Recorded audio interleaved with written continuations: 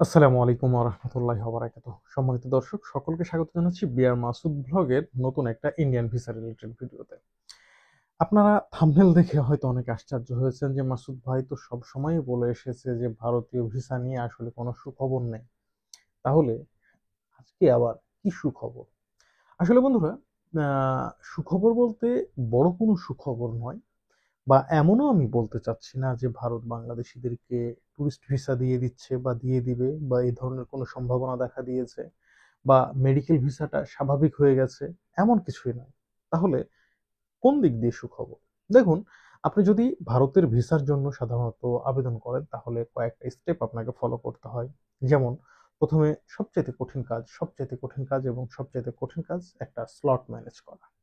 এই একটা slot manage করতে গিয়েই অনেকের ২ মাস, ৩ মাস, ৪ মাস পর্যন্ত লেগে যাচ্ছে। কাউকে বা অনেক টাকা দেখা যাচ্ছে, অনেকের কাছে আমি এমনও শুনেছি ৫০,০০০ টাকা খরচ করেছে একটা স্লট পেতে। এইভাবে তারা স্লটগুলো পাচ্ছে। অনেকে কন্টাক্টে ভিসা নিচ্ছে লাখ লাখ টাকা খরচ করে। কারণ স্বাভাবিকভাবে স্লট পাওয়া যাচ্ছে না। আবার স্বাভাবিকভাবে স্লট পেলেও যেটা হচ্ছে, সেই স্লটটা জমা দেওয়ার পরে আ মাস ২ এক পর্যন্ত অপেক্ষা করতে হচ্ছে শুধু পাসপোর্টটা ফেরত পাওয়ার জন্য। তার ভিসা হয়েছে কি হয়নি এ ব্যাপারেও ডিটেইলস কিছু জানা যাচ্ছে না।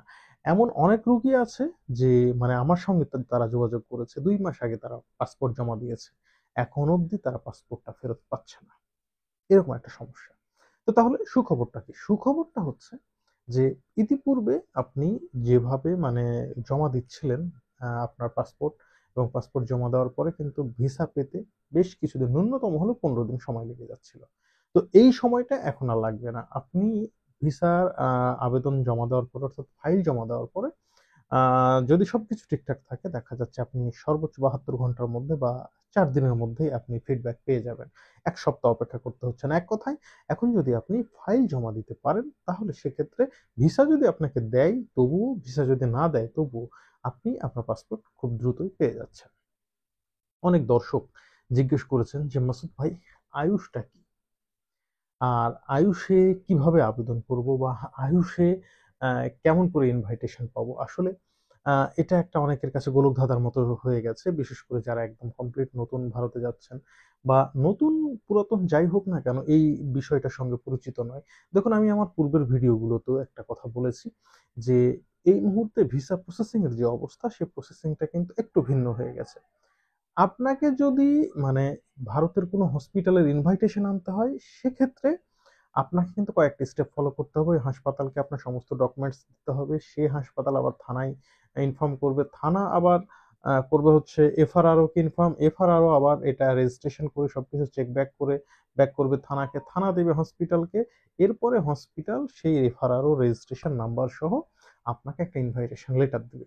তো এক্ষেত্রে যেটা হয়েছিল যে আ বহুত কষ্ট হয়ে গিয়েছিল মানুষের এটা নিয়ে আসা। তো দেখা যাচ্ছে এর জন্য এফআরআরও, অর্থাৎ এফআরআরও হচ্ছে ফরেন রিজিওনাল রেজিস্ট্রেশন অফিস। এটা হচ্ছে একটা সরকারি সংস্থা, শুধুমাত্র বিদেশিদেরকে সহযোগিতা করার জন্য ভারতের কেন্দ্র সরকার থেকে নিয়ন্ত্রিত একটা প্রতিষ্ঠান। তো এই প্রতিষ্ঠানটা এই বিষয়টাকে একটু সহজ করার জন্য এই আয়ুষ বলে একটা মাধ্যম চালু করেছে, যে আপনি যে হসপিটালের আপনি কি বলে ইনভাইটেশন নেবেন, সেই হসপিটালে আবেদন করার পরে সেই হসপিটাল কর্তৃপক্ষ আয়ুষের কাছে আপনার কাগজগুলো জমা দিবে। আপনার হয়ে আয়ুষ থানার কাজ বলেন বা এফআরআরও রেজিস্ট্রেশনের কাজ বলেন সবকিছু করে আবার একটা রেজিস্ট্রেশন নাম্বার সহ হসপিটালকে ব্যাক দিবে, এবং সেই হসপিটাল আপনাকে ইনভাইটেশন লেটার পাঠাবে। এটাই হচ্ছে সবচেয়ে ইজি ওয়ে। আমার মনে হয় আমি আপনাদেরকে বোঝাতে সক্ষম হয়েছি। তবে যদি আপনারা কিছু না বুঝে থাকেন অবশ্যই আপনারা কমেন্ট বক্সে কমেন্ট করবেন। এখন কথা হচ্ছে, ভারতের ভিসা পাওয়া কি খুব ইজি? দেখেন ভাই, স্লট পাওয়ার উপরে সবকিছু নির্ভর করছে। তবে এই মুহূর্তে স্লট পাওয়াটা খুবই কঠিন।